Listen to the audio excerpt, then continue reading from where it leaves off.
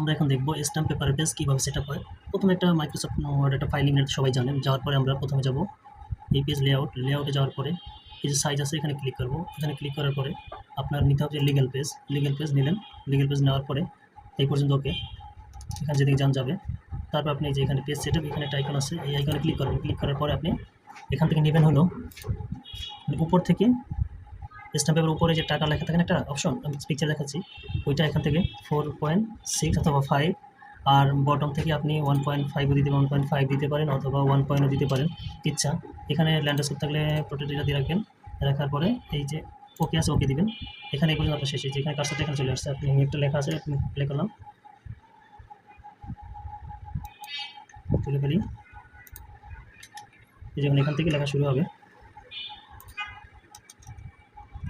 এই যে এদিকে আর উপরে যাবেন দেখুন লেখাটা। পরে এটাতে আপনি ফন্ট সাইজে নিয়ে আসবেন, তো সবাই জানেন। এটা মিডিয়ালে নিয়ে আসলাম, আর এটা আপনার পছন্দ মতো আপনি ফন্ট সাইজ দিবেন বা কারা যাই করেন না কেন এটা করবেন। আপনার লেখা শেষ এই যে এখন এই পর্যন্ত আপনি এর আগে যদি আপনি যতই টানেন এটা উপরে যাবে না, কিন্তু উপরে যাবে না, কাজটা এখানে। কারণ এই থেকে এই পর্যন্ত একটা স্ট্যাম্প পেপারে যে একটা রঙিন ইয়ে থাকে না লেখা, ওই লেখাটুকু এখানে থাকবে।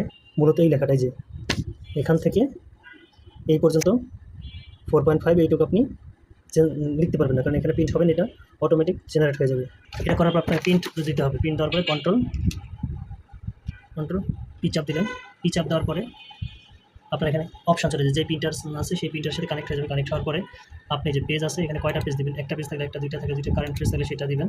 দেওয়ার পরে এখান থেকে আপনি আরেকটা করবেন, এই যে এখানে ল্যান্ডস্কেপ আছে, এই যে ল্যান্ডস্কেপ হয়ে গেছে, আপনার লাগবে প্রোটেক্ট, আপনি এই প্রোটেক্ট দিয়ে রাখবেন। এই যেভাবে থাকবে। থাকার পরে লিগ্যাল তো অলরেডি দেওয়া আছে, লিগ্যাল থাকবে। কতটা পেজ দিবেন সেটা এখানে দেওয়ার পরে আপনি কী করবেন, পেজ সেট আপ এখানে যাবেন। যাওয়ার পরে এটা দেখবেন যে ঠিকঠাক আছে কিনা, এখানে ওকে আছে। ওকে থাকার পরে আপনি প্রিন্ট দিয়ে দিবেন। তার আর কিছু দরকার নেই। এখান থেকে আপনি কয়টা পেজ বা কয় কপিজ এগুলো এখানে দিয়ে এই প্রিন্টে দিয়ে দেবেন। এই প্রিন্ট হবে এখন, কিন্তু এখানে প্রিন্টে কানেক্টেড না, এই জন্য হচ্ছে না। আমি ক্যান্সেল দিয়ে দিলাম। আশা করি স্ট্যাম্প পেপার সেট আপ করা অনেক সহজ আপনার জন্য। যদিও কোথাও সমস্যা থাকলে দরকার আমি আরেকটা ডেডিকেটেড ভিডিও বানাবো এটার বিষয়ে, তখন দেখে নিতে পারবেন। ধন্যবাদ।